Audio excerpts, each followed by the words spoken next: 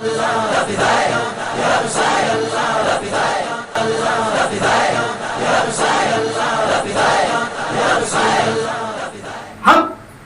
نبی تک پہنچانے والی ذات، نبی کی بارگاہ کا پتہ بتانے والی ذات امام احمد رضا، اللہ تعالیٰ ان کی قبر کو اور بلندوار فرمائے، ان کے درجات بلند فرمائے، ان کے فیضان سے ہم سب کو مالا مال فرمائے۔ اب آگے بڑھیں، درود پاک پڑھیں، اللہم صلی علی سیدنا و مولانا محمد وعلی آلہ سیدنا و مولانا محمد صلی اللہ علیہ وسلم، صلاۃ و سلام علیک یا رسول اللہ وعلی آلک و صحابک یا حبیب اللہ۔ میرے بزرگوں اور دوستوں، اعلیٰ حضرت عظیم البرکت نے جو علمی خدمات کی، اسی کے ساتھ ساتھ وہ اپنی زندگی کا ہر کام سنت رسول کے مطابق فرماتے ہیں۔ آج میں آپ کے سامنے چند واقعات عرض کروں۔ تبلیغ یہ بھی ایک مسلمان پر فرض ہے، امر بالمعروف و نہی عن المنکر یہ ہر پڑھے لکھے مسلمان پر لازمی ہے۔ اللہ رب العزت نے قرآن پاک میں اعلان فرمایا،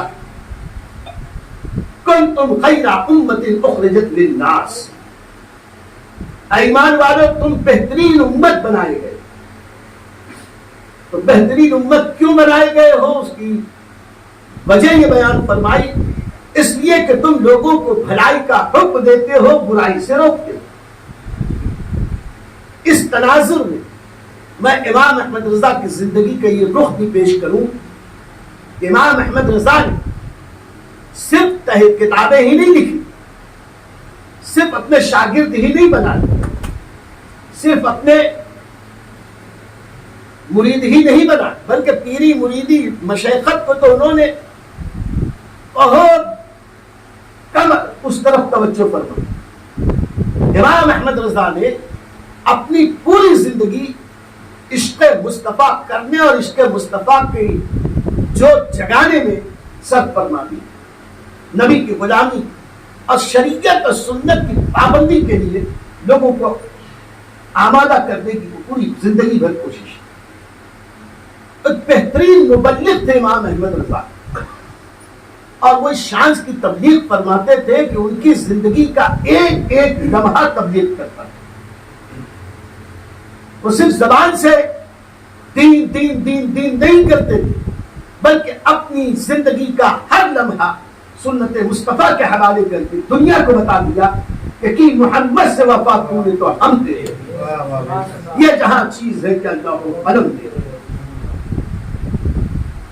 عام طور پر جنہیں تھوڑا علم ہو جاتا ہے وہ کم علموں کی طرف توجہ نہیں کرتے، عوام میں بیٹھے ہیں، کوئی کچھ بھی کر رہا ہے دھیان نہیں دیتے، مسجد میں گئے اپنی نماز پڑھی چلے آئے، کون کیا کر رہا ہے کبھی دھیان نہیں دیتے۔ میرے امام کا حال یہ تھا کہ جب تک وہ کرتاس و قلم میں گھرے رہتے، دین کی خدمت کرتے، کتابیں تصنیف کرتے، فتاوے لکھتے رہتے، لیکن اگر کبھی تھوڑی دیر کے لیے شام کچھ احباب جمع ہوتے، وہاں پر بھی بے دینی کی باتیں نہیں ہوتی تھی تو دین ہی کی باتیں، اصلاح کی باتیں ہوتی۔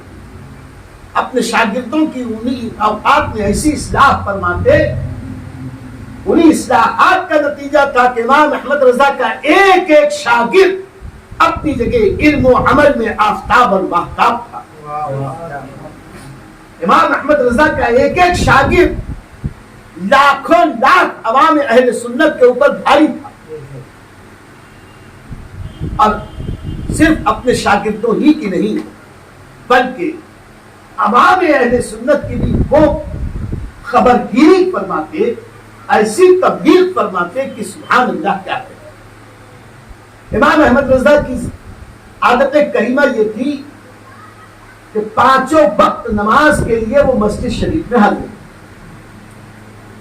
اب کمال یہ ہے کہ ہم مصروفیت کا بہانہ کر کے نمازوں سے مسجدوں سے دور جاتے ہیں۔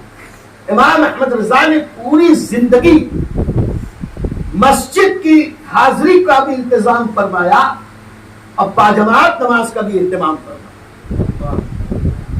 اب پانچوں وقت جب وہ مسجد میں آتے تو باہر خدام بہت سارے زائرین موجود رہتے.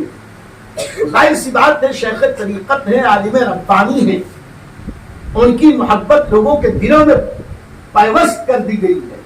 ان کی بارگاہ میں بڑے بڑے علامہ، بڑے بڑے فہامہ، بڑے بڑے مفتی طالب علمانہ حاضر ہوتے ہیں تو ان کے گھر کے باہر مجمع لگا رہتا. اور جب کوئی ایسا منظور نظر ہو، مرجع علماء ہو، مرجع عوام و خواص ہو، وہ جب آتے ہوں گے تو ظاہر سب کی نگاہیں ان پر ہوتی ہوں. ایسے وقت میں میرا امام کتنی ہی مصروفیت میں ہوتا. کبھی بھی ایسا نہ ہوا کہ کوئی خلاف سنت کام کسی نے وہاں دیکھا. اعلیٰ حضرت کے خادم ہیں، مرید اور خلیفہ بھی ہیں، مولانا ریاست علی خان. انہیں کے بھائی ہیں قناعت علی خان. یہ دونوں سادات ہیں، اعلیٰ حضرت کے شاگرد بھی ہیں، خلیفہ بھی ہیں. اعلیٰ حضرت کے خاندان میں گھر میں بہت دنوں تک اعلیٰ حضرت کے یہاں خدمت گزاری بھی کی، تحریریں بھی کرتے، فتاوے بھی نقل کرتے. مولانا ریاست علی خان صاحب علیہ الرحمہ نے اعلیٰ حضرت کے بہت سارے واقعات بھی بیان کیے. ایک دن کا واقعہ بیان کرتے ہیں کہ ایک دن خلاف معمول اعلیٰ حضرت کو نماز صبح میں مسجد شریف آنے میں کافی دیر ہوئی اور ہم لوگ دروازے پہ کھڑے ہو کر اعلیٰ حضرت کے مکان کے دروازے کی طرف دیکھ رہے تھے کہ اعلیٰ حضرت جلد تشریف لائے. کبھی ہوتا نہیں تھا، خلاف معمول دیر ہو گئی. کہتے اتفاق سے اتنا وقت کم تھا کہ اعلیٰ حضرت عظیم البرکت اپنے گھر سے بہت تیزی سے نکلے اور بہت تیزی سے نکلنے کے بعد اعلیٰ حضرت عظیم البرکت شتابی سے، تیز رفتاری سے مسجد کی طرف آئے تو مولانا قناعت علی فرمانے لگے اپنے بھائی ریاست علی سے کہ آج اعلیٰ حضرت بہت تیزی میں، بڑی عجلت میں، آج دیکھیں کہ یہ سنتوں کی ساری پابندی کر پاتے ہیں یا نہیں. دیکھیں فرماتے ہیں کہ قناعت علی نے کہا اور ہم کھڑے ہو کے دیکھ رہے تھے لیکن ہماری آنکھیں حیرت سے پھٹی کی پھٹی رہتی کہ اعلیٰ حضرت بہت عجلت میں ہے اور آدمی تیزی میں ہوتا ہے تو الٹے سیدھے کا خیال نہیں رکھ پاتا. لیکن فرماتے ہیں کہ جب وہ آئے تو اپنے جوتے اتارنے میں بھی مسجد کے باہر سنت کے موافق عمل کیا، یعنی پہلے بائیں پیر کا جوتا اتارا پھر سیدھے پیر کا جوتا اتارا. پھر فرماتے ہیں مسجد کی سیڑھی پر جب باہر والی سیڑھی پر پہلا قدم رکھا تو پہلے داہنا قدم، پھر جب مسجد میں قدم رکھا تو پہلے داہنا قدم. اور اس کے 3 در تھے، باہر کا صحن، اندر کا صحن. پھر اندر والی مسجد اس زمانے میں تھی. کہتے ہیں ہر در میں امام احمد رضا جب قدم رکھتے تو پہلا قدم داہنا رکھتے، بعد میں بایاں قدم رکھتے. اور تیز رفتاری سے چلتے ہوئے جب مسجد میں آئے فرماتے ہم اور حیرت زدہ رہے کہ ہر صف میں پہلا قدم جو پڑتا تھا امام احمد رضا کا داہنا قدم پڑتا. یہاں تک کہ ایسے ہی تیزی سے چلتے ہوئے امام احمد رضا جب مصلی امامت پہ قدم رکھتے ہیں تو پہلے داہنا قدم مصلی امامت، بعد میں بایاں قدم. آج اللہ ماشاء اللہ ائمہ مساجد ہیں، ان سے بھی کبھی کبھی بے خیالی میں اس کے خلاف ہو جاتا ہوں، لیکن سنتوں کی ایسی پابندی کر کے دنیا کے سامنے بتانے والے کہ صرف سنتوں کا بخان کرنا، بیان کرنا یہ ضروری نہیں ہے، سنتوں پر عمل کرنا یہ عالم کے لیے ضروری ہے. سادگی کا ہم سب سبق دیتے ہیں لیکن امام احمد رضا کی سادگی کا حال کیا کہے. سبحان اللہ، ایسی سادگی کے اجنبی آتے تھے تو امام احمد رضا محدث بریلوی کو جب کبھی ملاقات ہوتی تو پہچان نہیں پاتے تھے کہ یہ امام احمد رضا. کاٹھیا وار کے بہت بڑے میمن شیخ تھے، انہوں نے سنا امام احمد رضا، امام احمد رضا، امام احمد رضا، تو کاٹھیا وار سے ملنے کے لیے آئے بریلی. اس وقت اعلیٰ حضرت عظیم البرکت مسجد کے صحن میں احاطے کی جو دیوار تھی اسی دیوار پر بیٹھے ہوئے مٹی کے لوٹے سے وضو کر رہے تھے. اور وضو جب کر رہے تھے اس وقت ململ کا چھوٹا کرتا चौड़ी मोहरी का पाजामा और दुपल्ली सादी टोपी, और वहां मिट्टी के लोटे से वजू कर रहे थे, और वहां करीब कोई था भी नहीं। ये काठियावाड़ी सेठ आए तो उन्हीं से कहते हैं सलाम वालेकुम। आला हजरत ने जवाब दिया, पूछा खैरियत? तो कहा मैं हजरत अल्लामा मौलाना इमाम अहमद रजा बरेलवी की मुलाकात के लिए आया, उनकी जियारत के लिए आया। आला हजरत ने उसका जवाब में ये न कहा कि मैं हजरत वाला, बल्कि इरशाद फरमाया कि अहमद रजा खान मैं ही, आजिज़ी और इंकिसार। वो कहने लगे मैं आपसी बात नहीं करता, मैं तो हजरत इमाम अहमद रजा की बात करता, हजरत मौलाना इमाम अहमद रजा की बात करता। तो उतने में कोई साहब आए, कहने लगे यही हुजूर वाला। ये सादगी इसलिए नहीं थी कि इमाम अहमद रजा के पास पैसा नहीं, अल्हम्दुलिल्लाह पूरी जिंदगी सादा लिबास में रहने वाले दरअसल सादा इसलिए रखते थे कि उनके आका व मौला सल्लल्लाहु अलैहि वसल्लम की सादगी पसंद थी। आका करीम का फरमान यही था कि मोमिन सादा। ऐसी बेशुमार वाक़यात हैं कि इमाम अहमद रजा सुन्नतों के बड़े पाबंद। आला हजरत अजीमुल बरकत इतने सुन्नतों के पाबंद थे कि एक बार मेरठ से आला हजरत की मस्जिद में इत्तिकाफ के लिए हजरत मौलाना मोहम्मद हुसैन मेरठी अलैहिर्रहमा हाजिर। आला हजरत की मस्जिद में इत्तिकाफ किया 10 रोज का। ये तिलस्मी प्रेस मेरठ के मुजिद थे, उसके बानी थे, उन्हें निकाला करते थे, बड़े अच्छे इल्म हय्यत के माहिर फरमाते हैं। लेकिन आला हजरत की बारगाह में वो हमेशा हाजिर बारगाह होते रहते थे, इक्तिसाद फैज़ फरमाते हैं कि आला हजरत 5 वक्त नमाज के लिए आते थे। एक दिन कहने लगे कि मौलाना मेरा भी जी बहुत चाहता है कि मैं, अरे बेटे बैठे रहो, क्यों दुरूद पाक पढ़े, अल्लाहुम्मा सल्ली अला सय्यिदना व मौलाना मुहम्मद व अला आलि सय्यिदना व मौलाना मुहम्मद व बारिक वसल्लम सलातु व सलामुन अलैका या रसूलल्लाह व अला आलिका व असहाबिका या हबीबल्लाह।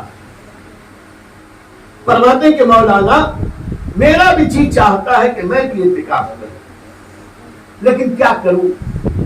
मुश्किल यह है कि काम की मसरूफियात की वजह से वक्त नहीं निकाल पाता कि मैं इत्तिकाफ करूं। ये काम क्या था?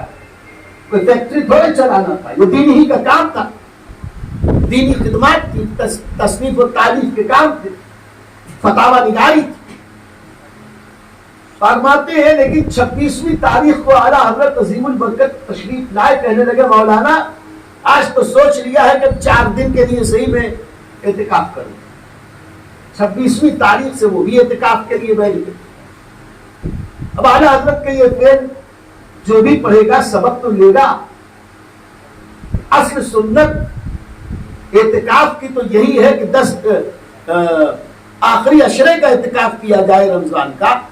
लेकिन आला हजरत ने कम इत्तिकाफ करके ये भी बता दिया कि शरीयत में इसकी भी गुंजाइश है कि इतना वक्त न मिले तो 1 दिन 2 दिन 4 दिन जितना वक्त मिले इत्तिकाफ करो, जितना गुण डालो तो उतनी मीठा होगा, जितनी मेहनत करोगे उतनी मीठी मिलेगी। आला हजरत ने इत्तिकाफ शुरू। फरमाते हैं कि लेकिन आला हजरत बहुत कम खाते, इतना कम खाते थे कि सिर्फ इफ्तार फरमाते, इफ्तार में जो कुछ भी फल वगैरह खजूरें आ जाती हो, रात का खाना नहीं खाते। अलबत्ता इशा के बाद यानी तरावीह के बाद घर से पान आ जाता था तो 1 पान नोश फरमा लेते। उस पर भी एक वाकया, एक छोटा बच्चा जो घर में काम काज पर मामूर था, वो खिदमतगार एक दिन पान लेके नहीं आया। अब जिसे तलब होती है वो खूब जानता है कि तलब के वक्त मतलूबा चीज न मिले तो ज़हन कितना परेशान है। अब तरावी के बाद पान खाने की आदत, अब पान मिला नहीं, اب وہی کھانا ہی تھا، کھانا نوش فرماتے نہیں. اعلیٰ حضرت عظیم البرکت بے چینی کی محسوس فرما رہے تھے. کافی دیر ہو گئی، وقت پر پان نہیں آیا. بہت دیر کے بعد وہ بچہ پان لے کے آیا. پان لے کر آیا، اعلیٰ حضرت کی خدمت میں پیش کیا. تب بے چینی اور اس وقت کی کیفیت، اچھلاہٹ، جھنجھلاہٹ، غصے میں ایک چپک بچے کو مار دیا. کہا اتنی دیر لگا دیا، اتنی دیر لگا دیا. وہ بچہ تو خیر خادم تھا، گھر کا نوکر تھا، چھوٹا بچہ تھا. اب اعلیٰ حضرت کے سامنے تھے، اچھا اچھوں کی بولتی بند ہوتی ہے، بچہ کیا کہتا. بیچارہ فوراً واپس چلا گیا. لیکن پان وغیرہ کھانے کے بعد جب کچھ حواس بجا، اعلیٰ حضرت عظیم البرکت نے کچھ غور فرمایا تو مسجد میں جو لوگ تھے ان سے کہا کہ ذرا اس بچے کو بلا کے لاؤ. دیکھے میرے دوست، جاؤ ذرا اس بچے کو بلا کے لاؤ. بچے کو بلایا گیا، اعلیٰ حضرت اپنے سامنے بٹھایا. کہا بیٹا آج مجھ سے غلطی ہو گئی ہے، اور غلطی بھی تمہارے ساتھ کر بیٹھا. میں نے بلا وجہ تمہیں چپت مار دی. پان دیر سے لانے میں خطا تو تمہاری تھی نہیں. تم تو نوکر پیشہ، گھر والوں نے دیا ہے تب آپ تم لے کے آئے، جب دیا تب لائے ہو. خطا تو تمہاری تھی نہیں، لیکن میں نے تمہیں چپت مار. کل میں اپنے مولا کو کیا منہ دکھاؤں؟ کل میں اپنے خدا کو کیا جواب دوں؟ یہ کہہ کر اپنا امامہ شریف یا ٹوپی شریف جو رہی ہو اس وقت اپنے سر سے اتاریے، سر اس کے آگے کر کے کہتے ہیں تم چپت مارو، مجھے چپت مارو تاکہ کل میں خدا کی بارگاہ میں سرخرو ہو سکوں، جواب دہی کا احساس بھی ہو سکے. ہم صرف نعرہ لگائے مسجد کے اعلیٰ حضرت زندہ باد اور غزہ کا دامن نہیں چھوڑیں گے، غوث کا دامن نہیں چھوڑیں گے، کہنا آسان. ہم پر لازم ہے کہ بزرگوں کے ہم نقش قدم پر چلے. ذمہ داری اور احساس جوابدہی. اپنا سر برہنہ کیا، کہا چپت مارو. اب بچہ اور گھبرا گیا. ابھی ایک تو عمر میں بڑے بزرگ ہیں، خاندان کے بڑے، ان کو چپت کیسے مارے. اعلیٰ حضرت عظیم البرکت نے جو پیسے رکھنے کی جگہ تھی اور جس چیز میں پیسے رکھے تھے، مٹھی بھر پیسے نکالے. اب مٹھی بھر پیسے نکال کے اس بچے کے سامنے رکھے. اب اعلیٰ حضرت کا وہ بڑے بڑے دستے کریمانہ اور اس میں بھر کے مٹھی میں اتنے اتنے پیسے. اور اس زمانے چونی اٹھنی سکہ جو بھی رہا وہ چاندی کے سکے. اب اتنا اتنا پیسہ، کہا کہ میں اتنے پیسے دوں گا بچہ چپت مارو. بچہ نہیں مار رہا تھا، چپت مار نہیں مار رہا تھا. اعلیٰ حضرت نے وہ سارے پیسے اس کے دامن میں ڈالے. اب مارو کا نہیں مار رہا تھا تو اس کا ہاتھ پکڑا اور سر آگے کر کے اس کا ہاتھ پکڑ کے اپنے سر پہ کئی چپتیں لگائی. یہ ہے ذمہ داری اور احساس جوابدہی. اس سے سبق یہ ملتا ہے میرے دوستوں کہ ہمیں بھی چاہیے کہ ہم دنیا میں کسی کا حق نہ ماریں، کسی کے اوپر ظلم نہ کریں، کسی کے ساتھ زیادتی نہ کریں. اور آج تو ماحول یہ ہو گیا ہے کہ جو جتنا زیادہ بے وقوف بنائے وہ اتنا بڑا فنکار، جو دوسروں کا جتنا حق دبائے وہ اتنا بڑا فنکار. اللہ معاف فرمائے. امام احمد رضا گھر کے خادم کا، نوکر کا، بچے کا، اس کا بھی حق لے کر میدان محشر میں جانا نہیں چاہتے. یہ کمال ہے امام احمد رضا. مولانا محمد حسین صاحب کہتے ہیں کہ ہم نے ان دنوں میں یہ بھی دیکھا کہ اعلیٰ حضرت رات میں صرف پان نوش فرما لیتے، کھانا نہیں کھاتے، اور سحری بھی صرف ایک پیالہ فیرنی کا آتا تھا. اس ایک پیالہ فیرنی کو اعلیٰ حضرت نوش فرماتے تھے. اس کے ساتھ چٹنی بھی آتی. ایک دن مولانا محمد حسین فرماتے ہیں میں نے پوچھا کہ حضور یہ آپ فیرنی نوش فرماتے، ٹھیک ہے سحری میں آدمی فیرنی کھا لے، لیکن فیرنی کے ساتھ چٹنی کا کیا جوڑ؟ چٹنی کا کیا جوڑ؟ اعلیٰ حضرت عظیم البرکت فرماتے ہیں کہ حضور پاک صاحب الاولیاء صلی اللہ علیہ وسلم کی حدیث ہے، کھانا نمک سے شروع کرو نمک پر ختم کرو، کھانا نمکین سے شروع کرو نمکین پر ختم کرو۔ اب چونکہ میں صرف فیرنی ہی کھا رہا ہوں کھانے کے طور پر، تو شروع میں تھوڑی سی چٹنی چاٹ لیتا ہوں، اخیر میں چٹنی چاٹ لیتا ہوں۔ نمکین سے شروع ہوتا ہے، نمکین پہ ختم ہوتا ہے، سنت رسول اللہ ہو جاتی ہے۔ یہ ہے ان اولیاء اللہ کا حال جنہوں نے اپنی طبیعت کو مصطفیٰ پیارے کی سنت کے حوالے کر دیا۔ بہت کم کھاتے، اب اتنا کم کھاتے تو جیتے کیسے تھے؟ تو دنیا نے دیکھ لیا کہ جتنا کم کھایا اتنی زیادہ محنت کی۔ اور آج ہمارے کچھ احباب یہ سمجھتے ہیں کہ جب تک کہ زیادہ کھائیں گے نہیں طاقت آئے گی نہیں، کام کریں گے نہیں۔ میرے امام کو پتا تھا کہ جو جتنا کم کھاتا ہے اس کا کھانا اتنا اچھا ہضم ہوتا ہے اور اسے جتنی قوت کی ضرورت ہے وہ مل جاتی ہے۔ حدیث پاک میں ہے پشت آدم کو خم ہونے سے بچانے کے لیے ایک لقمہ 24 گھنٹے میں کافی۔ ہم صرف بیان کرتے ہیں، امام احمد رضا اس پر عمل کر کے دکھاتے ہیں۔ خیر، امام احمد رضا محدث بریلوی رحمۃ اللہ تعالی علیہ اس طرح پانچوں وقت مسجد میں حاضر ہوئے، باجماعت نماز پڑھی، اور اس میں بھی آداب سنت کا اتنا خیال رکھے کہ ایک دن نماز عصر کی امامت فرمائی۔ عصر کی نماز کے بعد امام احمد رضا محدث بریلوی رحمۃ اللہ تعالی علیہ تیز رفتاری سے کاشان اقدس میں تشریف لائے۔ کچھ دیر کے بعد واپس تشریف لائے اور واپس آ کر مسجد ہی میں حضور اعلیٰ حضرت عظیم البرکت نے نماز ادا کی۔ اب جو صاحب ترتیب ہو، جو صاحب علم ہو، فضل ہو، عصر کی نماز کے بعد اسے کوئی نماز پڑھتا دیکھے حیرت تو کرے گا کہ نماز عصر ادا ہو گئی تب تو کوئی نفل نماز ہے نہیں، کیا تو قضا پڑھ رہے ہیں؟ آخر یہ نماز کون سی؟ اب کمال یہ بھی دیکھو، اعلیٰ حضرت یہ نماز گھر کے اندر بھی پڑھ سکتے تھے، لیکن ان کا احتیاط اور مسجد میں حاضری کا انتظام کہ اعلیٰ حضرت وہ نماز بھی مسجد میں آ کر ادا کر رہے ہیں۔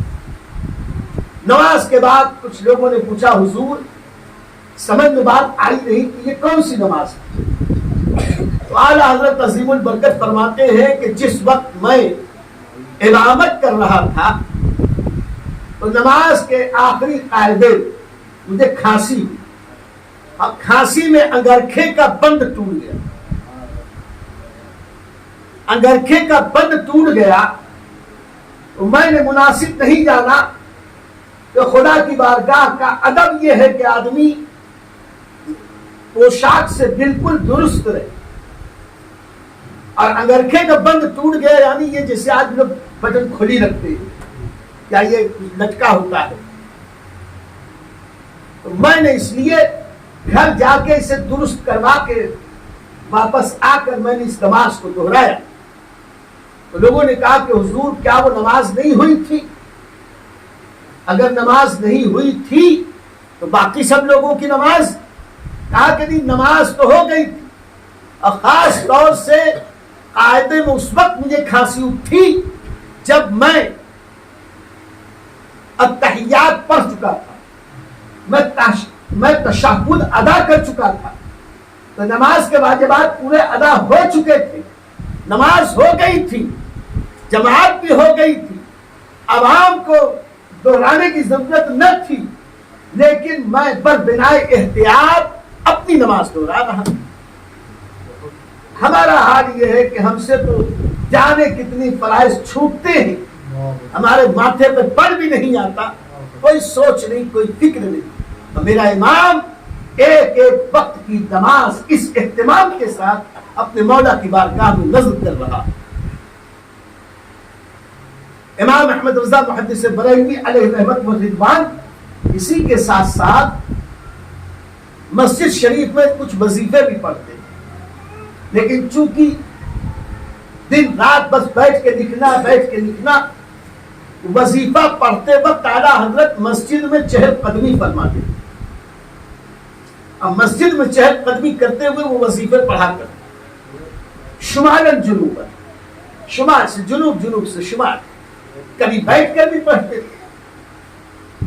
اس میں بھی امام احمد رضا محدث بریلوی جب بھی مسجد کی دیوار سے پلٹتے تھے، اپنا رخ مشرق کی طرف کر کے پلٹنے کی بجائے جب بھی پلٹتے تھے تو قبلہ رخ ہو کر پلٹتے، چاہے شمال میں ہو چاہے جنوب، قبلہ کی طرف منہ کر کے پلٹتے تھے۔ اتنا استقبال قبلہ کا احترام فرماتے۔ اسی کے ساتھ ساتھ جب اعلیٰ حضرت وظیفہ پڑھتے تو ان وظیفوں میں بھی پورے حاضرین کی، واردین کی، صادرین کی باقاعدہ نگرانی فرماتے۔ اس تعلق سے میں دو واقعے بیان کروں، بہت پیارے واقعات تھے۔ ایک دن اعلیٰ حضرت عظیم البرکت امام عشق و محبت وظیفہ پڑھ رہے تھے، ایک خان صاحب کو دیکھا کہ وہ نماز پڑھ رہے، خان صاحب اپنی تنہا نماز پڑھ رہے تھے۔ اتفاق سے نماز میں وہ خان صاحب جب رکوع میں جاتے تو چہرہ سر کچھ اٹھا ہوا ہوتا، اتنا اٹھا ہوا ہوتا کہ وہ جیسے دیکھ رہے ہو سجدہ گاہ۔ اعلیٰ حضرت عظیم البرکت نے اس وقت کچھ نہیں کہا۔ جب خان صاحب سلام پھیر چکے، اعلیٰ حضرت انہیں بلایا اور کہا کہ میاں رکوع کرتے وقت تم اتنا سر اٹھائے ہوئے کیوں تھے؟ کہا حضور اس لیے اٹھایا تھا تاکہ میں موضع سجود کو دیکھ سکوں، موضع سجود کو دیکھنے کے لیے میں نے اپنا سر ذرا اوپر کیا تھا۔ یہ ہے خلاف سنت۔ اعلیٰ حضرت عظیم البرکت نے کتنی حکمت کے ساتھ تبلیغ فرمائی، اور میں اچھا رکوع میں تو آپ نے دیکھ لیا موضع سجود کو، سجدے کے وقت کیا کیجئے گا؟ سجدے کے وقت کیا کیجئے گا؟ ذرا سوچ میں پڑ گئے،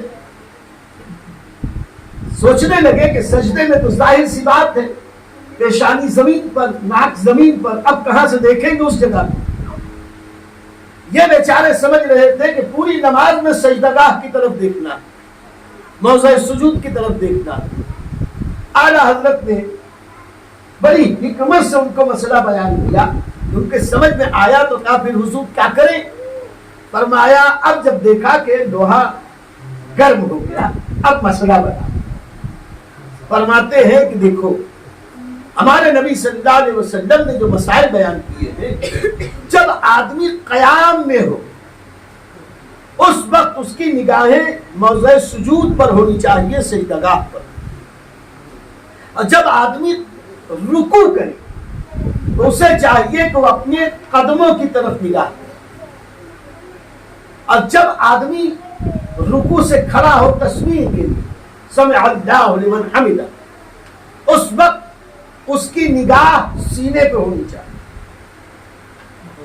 اور جب سجدہ کرے تو سجدہ کرنے میں انسان کی نگاہ چاہیے کہ وہ اپنی ناک کی طرف نگاہ کرے، اور جب قاعدے میں بیٹھے تو اس وقت اسے اپنی گود کی طرف نگاہ کرنی چاہیے، اور جب سلام پھیرے تو اسے چاہیے کہ کرامن کاتبین کے انتصاب سے اپنے دونوں کاندھوں کی طرف نگاہ کرنی چاہیے، یوں نہیں کہ ایسے نگاہ سلام پھیرے السلام علیکم ورحمۃ اللہ، یہ کونے سے وہ کونے تک، پھر جھک کے یہاں سے وہ کونے سے وہ کونے تک، یہ سنت کے خلاف۔ سنت یہ ہے کہ سلام پھیرے تو اپنے داہنے کاندھے کی طرف، بائیں کاندھے کی طرف، بات آ گئی تو عرض کر کے یہ بھی تحریر فرمایا، اور سارے بزرگوں نے فقہا نے فرمایا جب سلام کہے، نماز کا سلام پھیرے السلام علیکم ورحمۃ اللہ، تو نیت میں اپنے دائیں طرف کے فرشتے کو بھی شامل کرے، اور داہنی طرف جو صف میں ہے ان لوگوں کو بھی شامل کرے، اب بائیں طرف جب پھیرے تو بائیں طرف کے فرشتوں، بائیں طرف کے مصلیوں کی طرف جو جماعت میں شامل ہے ان کی نیت. کہنے کا مقصد یہ ہے کہ جس نے کچھ کم 1,500 کتابیں دین کی خدمت کے لیے لکھی، وہ ان چھوٹے چھوٹے مسائل میں بھی امت کی اصلاح کرتا تھا. اسی طریقہ اور واقعہ یاد آیا، وہ اس سے بھی دلچسپ. محب اللہ یار خان نام کے، محب اللہ خان نام کے ایک خان صاحب تھے، غریب بھی تھے، بڑے اکھڑ مزاج. اعلیٰ حضرت عظیم البرکت کے محلے ہی میں رہتے تھے. اکثر اعلیٰ حضرت کے یہاں وہ نوکری پہ بھی لگ جاتے تھے، گھر کے کام کاج بھی کرتے، لیکن مزاج ان کا بڑا تیز تھا، اکھڑ مزاج. اکثر جب مزاج کے خلاف کوئی بات ہوتی تو کہتے میں آج سے کام نہیں کروں گا، چلے جاؤ. پھر جا کے کوئی حلوائی کی کوئی خانچہ لگا لیتے، کچھ دن حلوا بیچتے یا کچھ خانچے میں مٹھائی پیتے. پھر کبھی مزاج ٹھیک ہو جاتا، غصہ کم ہوتا تو پھر آتے حضور میں آپ کے یہاں کام. اعلیٰ حضرت عظیم البرکت بھی اس کے مزاج کا خیال کرتے ہوئے اس کے ساتھ درگزر کا معاملہ فرما. ایک دن اعلیٰ حضرت عظیم البرکت وظیفے میں بیٹھے ہوئے، اس دن بیٹھ کر وظیفہ پڑھتے. اتفاق سے محب اللہ خان صاحب یہ نماز پڑھ رہے تھے. نماز میں اعلیٰ حضرت کی نگاہ پڑی تو اعلیٰ حضرت نے دیکھا تو حیرت سے کہ یہ کیا، کیونکہ وہ جو رکوع کر رہے تھے تو رکوع میں وہ اپنا چہرہ تھوڑا سر نہیں اٹھائے ہوئے تھے، بلکہ پورا سر یوں اٹھائے، اتنا اٹھائے ہوئے تھے کہ جیسے دیکھ رہے ہو قبلے کی.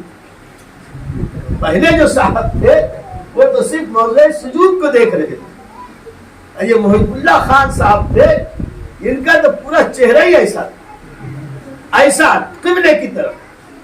اعلیٰ حضرت نے اس وقت کچھ نہیں کہا.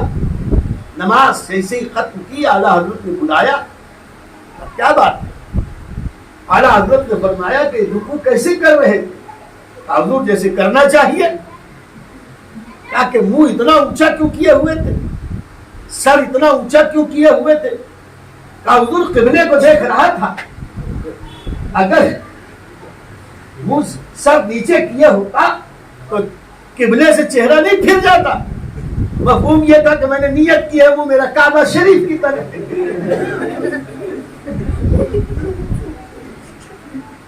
اب اگر اعلیٰ حضرت عظیم البرکت اسے مسائل فقہیہ بتاتے، سنت یہ ہے، فقہ نے یہ کہا، یہ اگر بیان کرنے لگتے تو 1 گھنٹہ تو ضرور اعلیٰ حضرت بیان فرما سکتے. لیکن اللہ کے پیارے حبیب کا یہ بھی فرمان ہے، جب بھی تم لوگوں سے بات کرو تو ان کی عقلوں کے مطابق بات کیا کرو. یہ نہیں ابھی جیسے میں تقریر کر رہا ہوں، اب آپ حضرات عام لوگ ہیں، باپ کے سامنے میں عربی کی خوب عبارتیں پڑھنے لگوں اور یاد کر کے آ جاؤں، پوری احادیث اور فقہ کے کلیات اور بڑی بڑی آیتیں خوب پڑھوں اور پھر بیچ میں انگریزی کی چند جملے بولنے شروع کر دوں.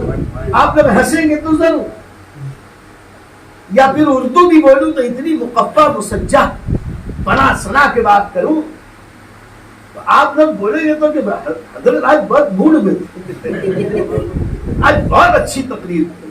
کوئی پوچھے کہ اچھا اتنی اچھی تقریر کے بولے کہ اپنے وہ تو سمجھ ہی نہیں ہے. میرے آقا علیہ السلام کی فرمان کی عظمت کے قربان فرمایا کہ جو مخاطبین ہیں جن سے تم کلام کر رہے ہو ان کی عقل کے مطابق بات کرو. میرا تقریر اسی کا تو نام ہے کہ میں جو سمجھانے آیا ہوں آپ کی سمجھ میں آ جائے. میں کچھ فرشتوں کو تھوڑا سنا رہا ہوں کہ میں اپنی تقریر فرشتوں کو سنا رہا ہوں یا فرشتوں کو امتحان دے رہا ہوں کہ عربی اور انگریزی مجھ کو کتنی آتی ہے. اصل تو یہی ہے اور خطابت کی بلاغت بھی یہی ہے کہ جن کے سامنے بیان کیا جائے معافی ضمیر ان کے سامنے آسانی سے ایسا پیش کر دیں کہ ان کے دل میں اتر جائے. آقا کریم نے ارشاد فرمایا کہ تم جن سے بات کرو ان کے عقلوں کے مطابق بات کرو. اعلیٰ حضرت اگر وہاں فقہی عبارتیں پڑھنے لگتے اور بیان کرنے لگتے تو ان کے کیا سمجھ میں آتا؟ خان صاحب تھے.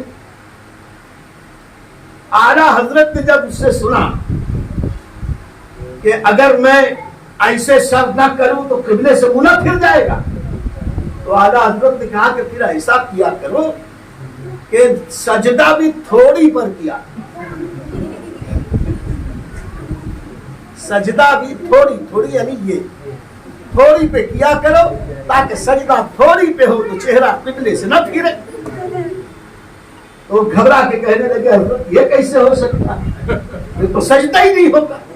کہا جب سجدے میں چہرہ زمین کی طرف ہو اور سجدہ ہو، نماز ہو، تو رکوع میں بھی سنت کے مطابق اپنی نظریں قدموں کی طرف ہو اور سر چہرہ زمین کی طرف ہو تو رکوع ہو جاتا ہے.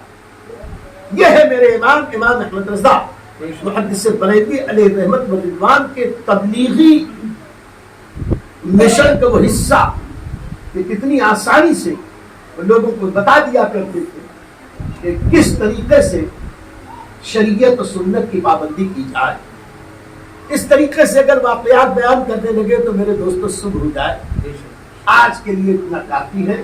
یار زندہ صحبت باقی.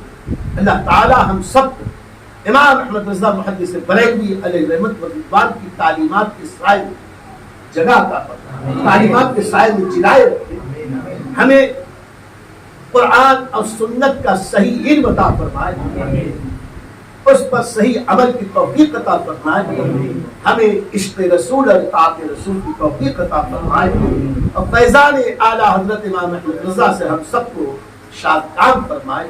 وآخر دعوانا ان الحمدللہ رب العالمین. آپ معمار ملت چینل کو سبسکرائب کریں، لائک کریں اور اپنے مفید مشوروں سے، کمنٹ سے، مثبت کمنٹ سے ہمیں نوازیں.